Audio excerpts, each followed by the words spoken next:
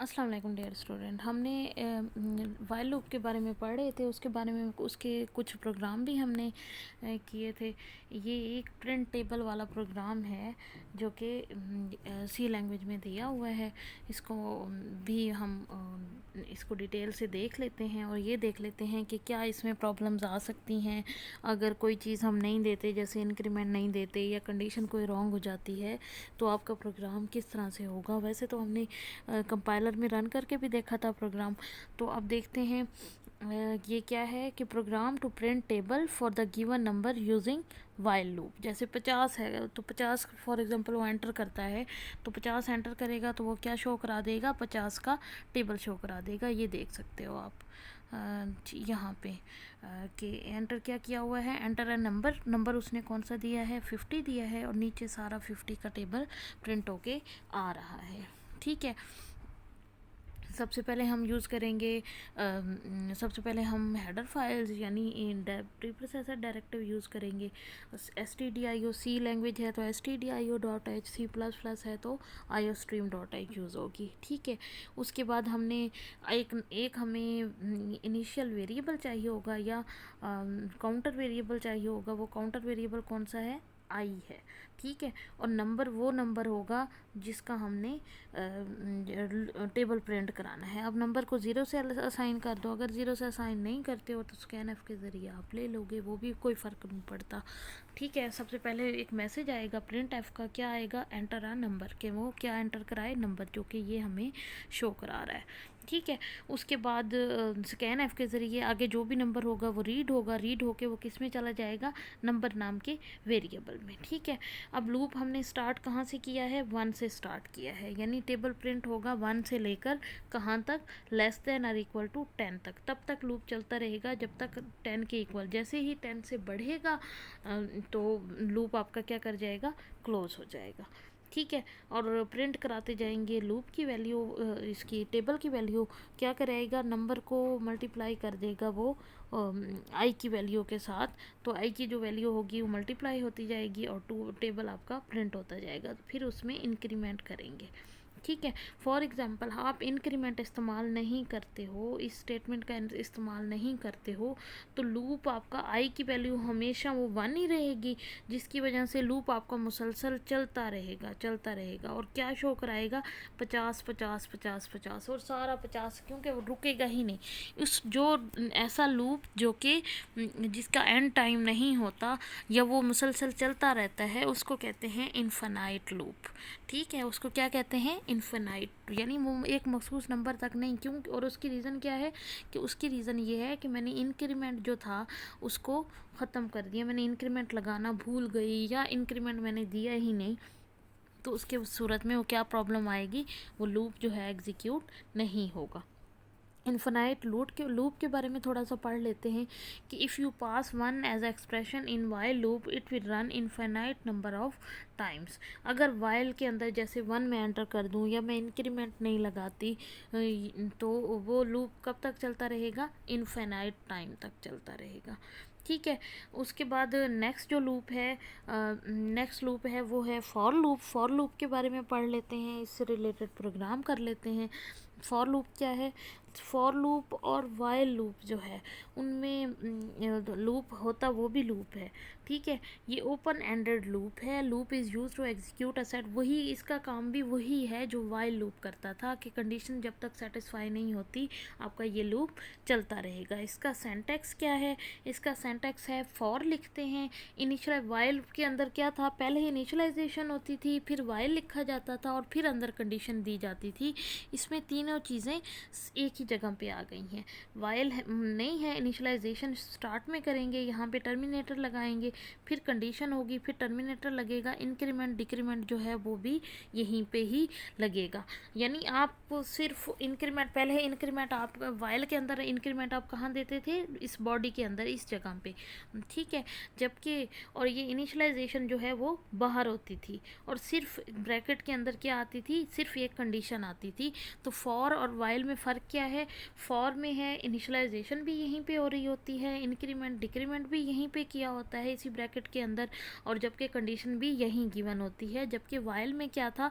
While में initialisation for loop से यानी वाइल लूप से कंडीशन वाइल से पहले आती थी, और इंक्रीमेंट डिक्रीमेंट बॉडी के अंदर ही होता था, ब्रेसेस के अंदर ही आप इस्तेमाल करते होते थे। एक बात याद रखो, ये जो फॉर लूप है इसको हम उस वाइल लूप के तरीके से भी कर सकते हैं। ठीक है, कैसे? इनिशियलाइजेशन बाहर कर लो, एक टर्मिनेटर लगाओ। ठीक है, यानी ये टर्मिनेटर लाजमी आएगा, इसका हिस्सा होता है। कौन सा टर्मिनेटर?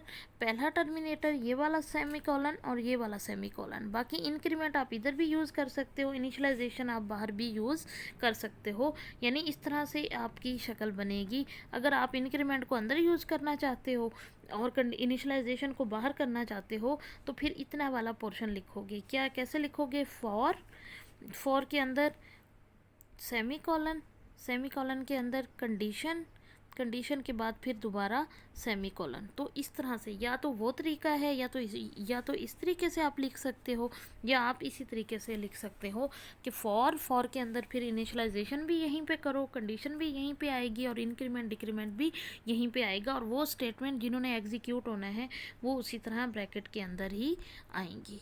ठीक है, तो ये हो गया आपका फॉर लूप का स्ट्रक्चर हो गया। इसका फ्लो चार्ट देख लेते हैं। फॉर लूप के बारे में पहले थोड़ा सा देख लेते हैं कि in for loop we have exactly 2 semicolon. जैसे कि मैंने आपको बताया कि वो टू सेमीकोलन का होना लाजमी है, एक कंडीशन से पहले और एक कंडीशन के बाद, one after initialization and second after condition. ठीक है, तो यानी कि बिफोर कंडीशन भी आप कह सकते हो और इनिशियलाइजेशन के एंड आखिर में भी कह सकते हैं। In this loop we can have more than one initialization और इंक्रीमेंट डिक्रीमेंट। एक से ज़्यादा इनिशियलाइजेशन भी कर सकते हो और एक से ज़्यादा इंक्रीमेंट डिक्रीमेंट भी हो सकता है। For loop can have only one condition. For loop के अंदर कंडीशन क्या होती है? वन ही होती है, वो जैसे हमने देखा था जैसे वाइल लूप में यूज़ हो रही थी। तो for loop is executed as follows. इस तरीके से फॉर लूप आपका एग्जीक्यूट होगा। सबसे पहले first evaluate the initialization code को पहले जो इनिशियलाइजेशन की है पहले वो देखेगा, उसके बाद कंडीशन चेक करेगा। अगर कंडीशन चेक होती है, ट्रू होती है, तो वो फॉर लूप की बॉडी एग्जीक्यूट होगी। जैसे ही एग्जीक्यूट होगी तो वो फ़ौरन इंक्रीमेंट डिक्रीमेंट पे आएगा। ठीक है, ये नहीं होगा कि इंक्रीमेंट डिक्रीमेंट कंडीशन के बाद इंक्रीमेंट डिक्रीमेंट को ही वो एग्जीक्यूट कर जाए, नहीं, वो उसको एग्जीक्यूट नहीं कर सकता। ठीक है, वो किस तरह से करेगा? वो सबसे पहले इनिशियलाइजेशन करेगा, फिर कंडीशन चेक होगी, फिर स्टेटमेंट एग्जीक्यूट होंगी और आखिर में जाके वो जो आखिरी स्टेटमेंट जो इंक्रीमेंट डिक्रीमेंट दिया होता है ब्रैकेट के अंदर, फॉर वाली ब्रैकेट के अंदर, उसको एग्जीक्यूट करेगा। ठीक है, और कंडीशन फॉल्स होती है तो उसको एग्जिट कर जाएगा। ठीक है, किस तरह से हो रहा है? इस तरह से हो रहा है। ठीक है, सेम तरीका वही है कि सबसे पहले क्या करेगा? इनिशियलाइजेशन, यानी ये फॉर के, ये भी किसके अंदर है? फॉर के अंदर है। उसके बाद है कंडीशन, ये भी फॉर के अंदर ही है।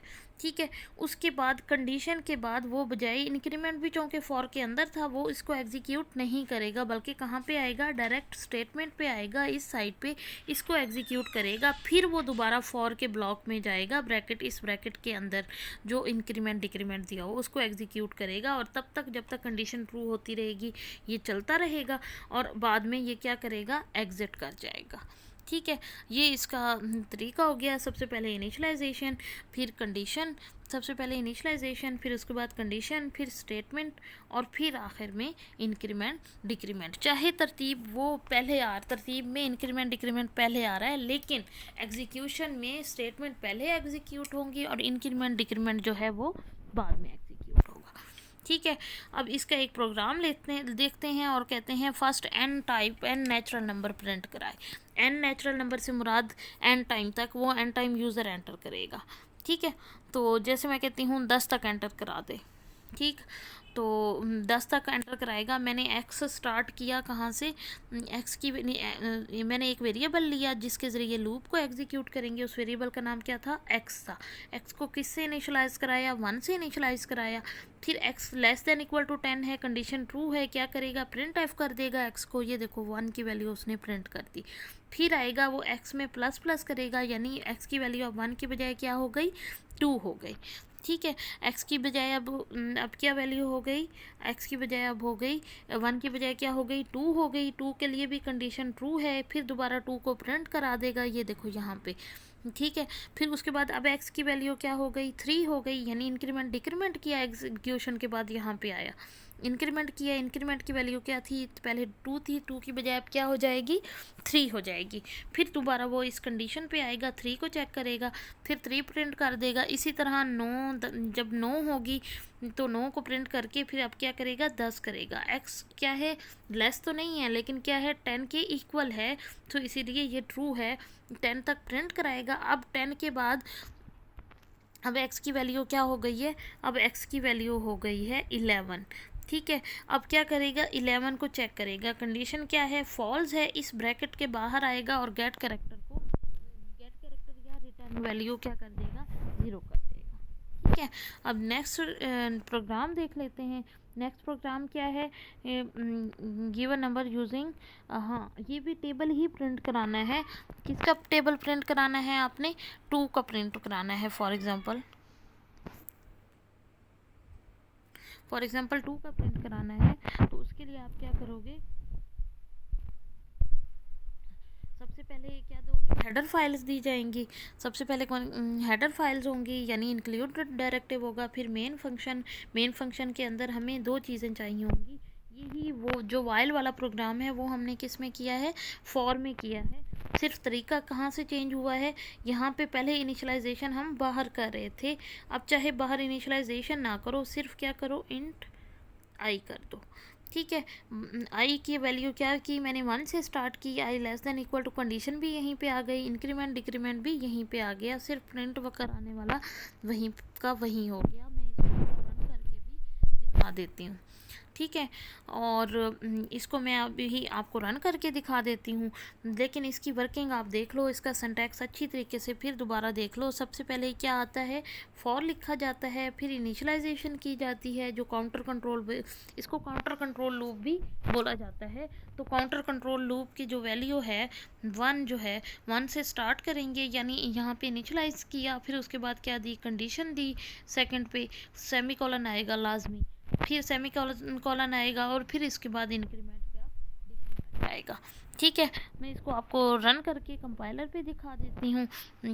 इफ़ फॉर और वाइल के अंदर का डिफरेंस आपने देख लिया। वाइल में कंडीशन सिर्फ ब्रैकेट के अंदर आती है, उसमें 2 सेमी कॉलन भी नहीं आते, जबकि फॉर के अंदर अगर आपने कंडीशन सिर्फ ब्रेसेस के अंदर देनी है तब भी आप ये दो सेमी कॉलन कंडीशन से पहले और कंडीशन के बाद मस्ट दोगे।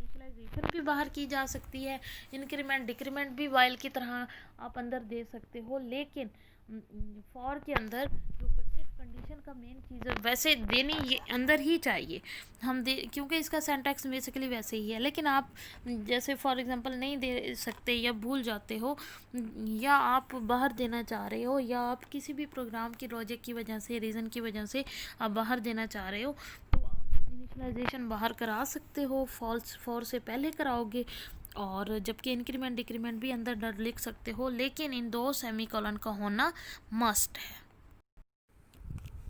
मैंने एक प्रोग्राम बनाया है, इस प्रोग्राम का क्या मकसद है, इस प्रोग्राम का मकसद है, ये कौन सा प्रोग्राम है इसकी मैं आपको कमेंट में भी बता देती हूँ कि इसकी स्टेटमेंट क्या होगी प्रोग्राम की। इस प्रोग्राम की स्टेटमेंट होगी, write a program that print 100 natural numbers।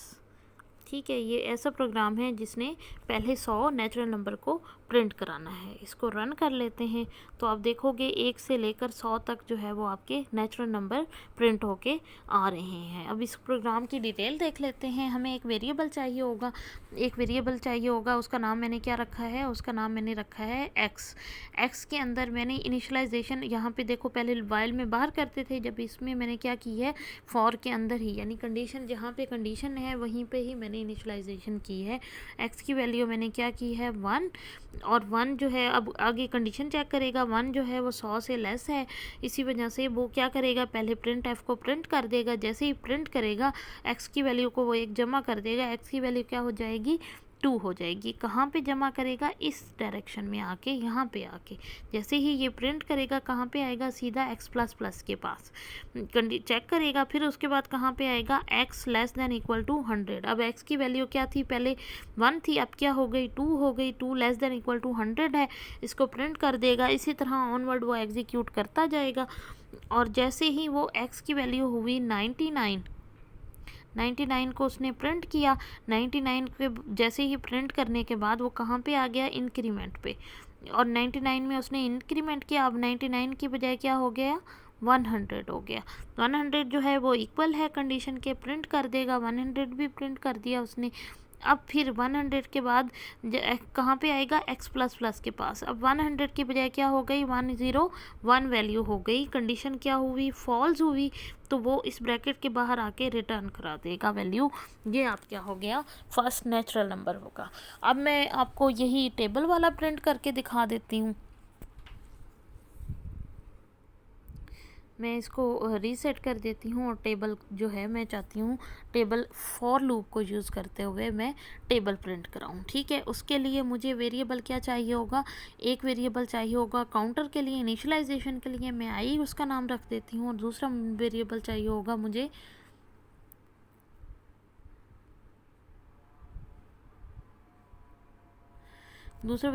चाहिए होगा मैं नंबर कर देती हूँ, जिसका मैंने टेबल प्रिंट करना है नाम कर देती हूँ।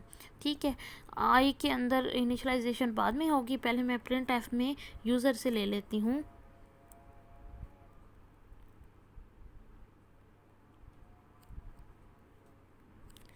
प्रिंट एफ में उसको मैसेज देती हूँ एंटर टेबल नंबर कर देगा, और स्कैन एफ के ज़रिए मैं रीड करा लूँगी। स्कैन एफ के अंदर चूँकि ये डेसिमल वैल्यू है तो क्या यूज़ करूँगी %d यूज़ करूँगी, और किसके अंदर मैंने ये वैल्यू एंटर करानी है, मैंने एड्रेस देना है किसका, नंबर का, NUM का। ठीक है, यहाँ पे वो नंबर वैल्यू इस स्टेटमेंट से वो वैल्यू रीड कर लेगा। अब मैं यूज़ करती हूँ फॉर लूप, फॉर यूज़ करते हैं। उसके बाद ये छोटी ब्रैकेट यहाँ पे भी वैसे वो उसमें ना जब आप लिखने लगते हो तो वैसे भी शो करा देता है। ठीक है, इसके अंदर सबसे पहले हमने क्या करानी है इनिशियलाइजेशन, यानी आई के अंदर हमने वैल्यू पुट करानी है।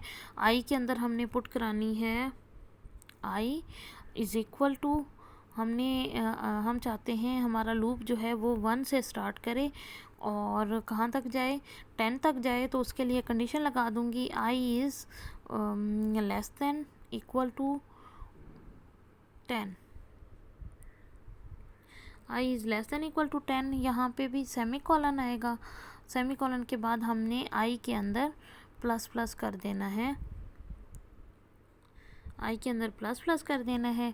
नीचे आ जाएंगी आपकी ब्रेसेस, और प्रिंट हमने क्या कराना है, प्रिंट एफ को ज़रा गौर से देख लो, प्रिंट एफ कराना है। पहला भी %d आएगा, पहला क्या आएगा %d मल्टीप्लाइड बाय मैं x यूज़ कर लेती हूँ उसकी जगह, और दूसरा भी %d, ये फॉर्मेटिंग के लिए है ज़्यादा, %d, और आखिर में भी %d। ठीक है, अब पहले %d की जगह कौन सी वैल्यू आएगी, पहले %d की जगह आएगी नाम। ठीक है, दूसरे %d की जगह क्या वैल्यू आएगी आपकी आई, तीसरे %d की जगह क्या वैल्यू आएगी आपकी इन दोनों का मल्टीप्लिकेशन, नंबर ज़रब नंबर और ज़रब करेंगे आई के साथ, और इस हाँ इसको ब्रेसेस को क्लोज़ कर देंगे। ब्रेसेस को क्लोज़ कर दिया। अब मैं इसको रन करके देख लेती हूँ। आपने टेबल यानी पहले वो मैसेज दे देगा टेबल नंबर एंटर करो, मैं 8 का टेबल एंटर कराना चाह रही हूँ, तो यहाँ पे देखो 8 का प्रिंट कर देगा। अब उस हमने क्या किया है, हमने ज़रा फॉर्मेटिंग सही नहीं की ना। मैं कहती हूँ ये लाइन ना ब्रेक कर जाए, तो उसके लिए \n यूज़ कर लूँगी। अब इसको मैं रन करती हूँ। अब मैं पेज टेबल देती हूँ, मैं दे देती हूँ 64 का। तो ये देखो ये तरतीब की उसी तरह जैसे हमारे पहाड़ों पे लिखी हुई आ रही होती है, या बुक्स पे लिखी हुई आ रही होती है, छोटे बच्चों के बुक्स पे, वहाँ से ये टेबल की तरतीब उसी तरह से ही आ जाएगी। ठीक है। मज़ीद इसकी अच्छी फॉर्मेटिंग करना चाह रहे हो तो यहाँ पे जैसे मैंने यहाँ पे दिया है इक्वल का सिंबल दे देती हूँ, ताकि उसको पता हो कि उसने एंटर कराना है। मैंने एंटर किया 40 का टेबल मैं शो कराना चाह रही हूँ, तो वो देखो 40 का टेबल शो कर देगा। करेगा क्या होगा, किस तरह से दो मेमोरी क्रिएट हो जाएंगी, दो मेमोरीज़ मुझे क्रिएट हो जाएंगी, दो मेमोरीज़ क्रिएट हो जाएंगी। किस तरह से, एक मेमोरी का नाम क्या होगा, आई होगा, दूसरी मेमोरी का नाम क्या होगा, नाम होगा। अभी फ़िलहाल ये क्या है, ब्लैंक है। ठीक है। जैसे ही इस स्टेटमेंट पे जाएगा वो क्या करेगा, प्रिंट है एंटर टेबल नंबर। अब जैसे ही स्क्रीन खोलते हो, मैं रन करती हूँ, वहाँ पे लिखा हुआ आ रहा होता है एंटर टेबल नंबर, वो मैसेज आ जाएगा। फिर उसके बाद मैं जैसे ही वैल्यू कोई एंटर कराती हूँ, वो उसको उठाता है, वो कहाँ पे स्टोर कर देता है, नंबर के अंदर। जैसे लास्ट टाइम मैंने एंटर कराई, फॉर एग्जांपल 7 एंटर कराई, ठीक है, तो वो नंबर के अंदर अब क्या चला गया, उसने वहाँ से 7 रीड किया और किस में स्टोर कर दिया, नंबर के अंदर। अब आई को मैंने इनिशलाइज किससे कराया है, 1 से, तो आई की वैल्यू क्या हो गई, 1 हो गई। आपको पता है 1 जो है वो लेस देन इक्वल टू है 10 के। यहाँ से वो कहाँ पे आ जाएगा, सीधा प्रिंट एफ में, यानी ये कंडीशन ट्रू मिली उसको, वो कहाँ पे आ जाएगा, प्रिंट एफ में। पहले %d की जगह क्या प्रिंट कर देगा, 7। फिर क्या दरमियान में लिखेगा, x, यानी मल्टीप्लाई, और फिर दूसरे %d की जगह आई की वैल्यू क्या है, 1। फिर उसके बाद इक्वल लिखा हुआ आएगा, और फिर नंबर ज़रब आई, यानी नंबर की वैल्यू क्या है, 7, और आई की वैल्यू क्या है, 1। 7 ज़रब 1 कितना बना, 7 बना। ठीक है। तो पहली स्टेटमेंट हो गई। उसके बाद फिर अब वो क्या करेगा, जैसे ही ये एग्जीक्यूट करेगा वो फ़ौरन कहाँ पे आएगा, आई प्लस प्लस यहाँ पे आएगा। आई की वैल्यू थी 1, प्लस प्लस क्या हो गई, 2 हो गई। इसी तरह 7 ज़रब 2 14 हो गया, और इस तरह से वो सारा प्रिंट कराता जाएगा। ठीक है। यानी किस तरह से प्रिंट कराएगा, 7 ज़रब 1, 7 ज़रब 2, 7 ज़रब 3 बराबर है 7, 14, 21। ठीक है। इसी तरह ऑनवर्ड वो सारा। और जैसे ही आई की वैल्यू उसने की, आई की वैल्यू हुई 10, तो वो 10 तक प्रिंट करा देगा। और आई की वैल्यू जैसे ही 11 हुई, कंडीशन हो गई फॉल्स में फ़ौरन यहाँ पे आएगा और रिटर्न करा देगा वैल्यू। आपका लूप जो है वो एग्जीक्यूट होना ख़त्म हो जाएगा। ठीक है। तो ये हमारा फॉर लूप का हो गया। पहले हमने वाइल लूप पढ़ा है, इसी तरह अब फॉर लूप हो गया। हमने नेचुरल नंबर भी प्रिंट कराना सीख लिया, हमने टेबल्स भी प्रिंट कराना सीख लिया। अब इन दोनों प्रोग्राम में एक आप लोगों को वाइल में कराऊंगी नेक्स्ट, और फॉर में कराऊंगी, और आप लोगों ने फॉर वाले वाइल में कन्वर्ट करने हैं और वाइल वाले फॉर में कन्वर्ट करने हैं। ये आपकी असाइनमेंट है। ठीक है। इंशाल्लाह नेक्स्ट लेक्चर में मैं आप लोगों को एक डू वाइल का पढ़ाऊंगी प्रोग्राम। सारे मैं आप लोगों को बाद में एक ही दफ़ा कराऊंगी, पहले वाइल लूप के प्रोग्राम, फिर फॉर लूप के, और फिर डू वाइल लूप के। तो ये प्रोग्राम हमने डिटेल से करने हैं। जो C++ वाले बच्चे हैं उनके लिए तो आगे इसके लेक्चर होंगे, लेकिन जो C वाले बच्चे हैं वो नेस्टेड लूप तक करके, उसके सारे प्रोग्राम करके, आप लोगों ने जब पहले 7 जो चैप्टर हैं वो अब आप लोगों ने उन 7 चैप्टर्स की तरफ आ जाना है। उसके लॉन्ग क्वेश्चन इंपॉर्टेंट जो हैं पहले वो कर लेंगे, और फिर उसके short question Aahista Aahista start करेंगे। जबकि जो C++ वाले हैं उनकी रिचों के रिवीजन चल रही है, तो उन्होंने आगे फंक्शंस भी पढ़ने हैं, उन्होंने आगे एरेज भी पढ़ने हैं, उन्होंने आगे स्ट्रक्चर्स भी पढ़ने हैं और सॉर्टिंग और सर्चिंग एल्गोरिदम्स भी देखने हैं। यानी आपके 3 चैप्टर मज़ीद हैं जो आप लोगों ने पढ़ने हैं। और आप लोगों के जो मतलब बाकी आईटी वाले पोर्शन में आप लोगों का चैप्टर जो है वो 7 चल रहा था, वो 7 चैप्टर मैं आप लोगों का कंप्लीट कराऊंगी, तो आपका वो वाला पोर्शन भी एक हो जाएगा।